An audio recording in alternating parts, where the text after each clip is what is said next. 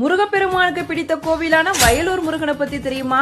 முருகப்பெருமானுக்கு பிடித்தமான ஆலயங்கள் 2 அப்படின்னு அருணகிரிநாதர் சொல்லியிருக்காரு. ஒன்னு திருச்செங்கோடு, இன்னொன்னு திருச்சி வயலூர்.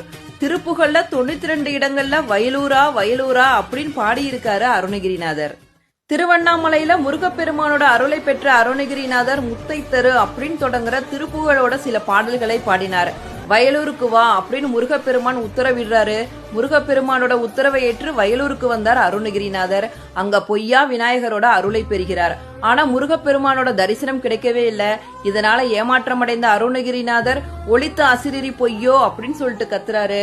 அப்ப அவர் முன்னாடி முருகப்பெருமான் காட்சி தராரு. திருப்புகழ் பாடு அப்படின்னு சொல்லிட்டு முருகப்பெருமான் கேட்கிறார். அதற்கு அருணகிரிநாதர், பாடறியேன் படிப்பறியேன் பள்ளிக்கூடம் தான் நான் அறியேன், எனக்கு என்னப்பா ஞானம் இருக்கு உன்னை பற்றி பாட அப்படின்னு சொல்லிட்டு அருணகிரிநாதர் கேட்கிறாரு. உடனே முருகப்பெருமான் தன்னுடைய வேலை எடுத்து அருணகிரிநாதரோட நாக்குல ஓ